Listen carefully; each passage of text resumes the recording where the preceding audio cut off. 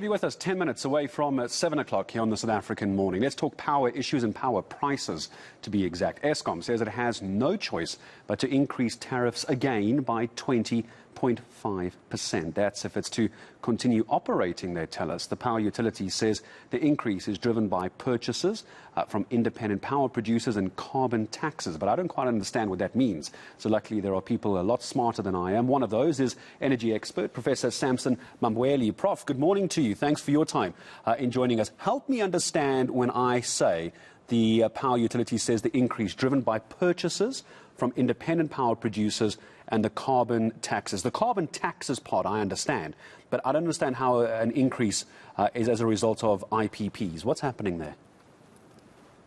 Good morning, Gareth, and the viewers. So what happens with the IPP is that from way back when we started with the IPP program, the tariff for the IPPs was worked, the price for the IPPs was worked into the tariffs, into the Eskom tariffs that we pay. And those prices have got escalations. I think it's up to 6% per annum.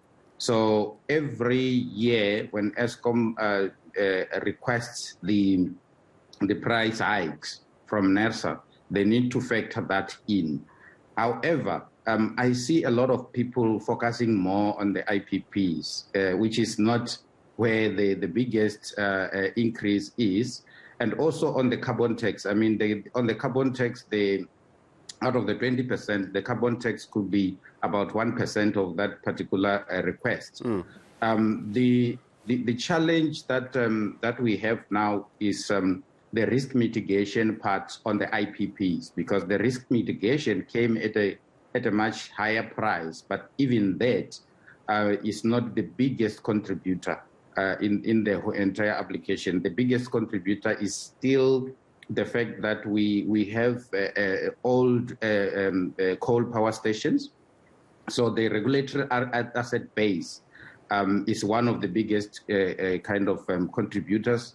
Eskom projections in terms of their own the sales of electricity in terms of the energy on the kilowatt hours, those projections are quite a little bit low. That's why they need more in terms of the prices.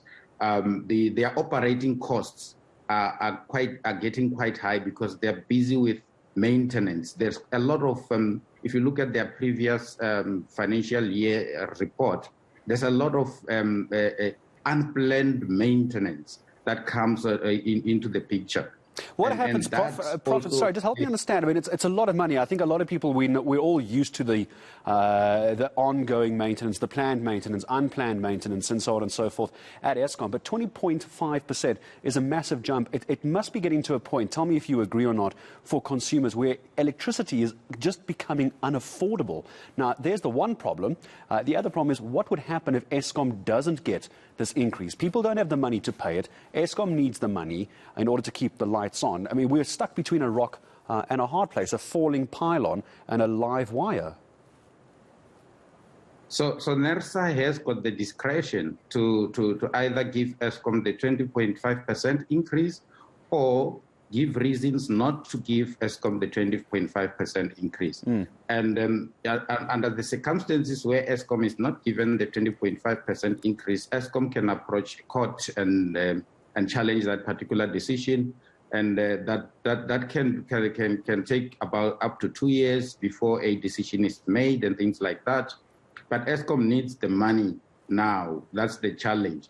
What the biggest impact now is that if you look at that application, the application itself is talking about the 20.5%.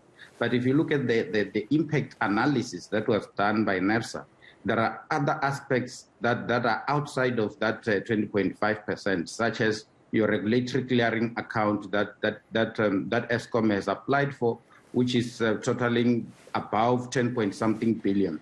And if you look at the entire thing in its totality, the actual electricity price could go above 50% if this application gets through as it is, and then if the other regulatory clearing accounts are also approved. NERSA has already approved one regulatory clearing account, which is totaling close to 3 billion rand. Prof, So let me just come in quickly. will... Forgive me, Prof. I need to just, before I say goodbye to you, just from a consumer perspective, as brief as you can. I hope it's not an unfair question to answer briefly.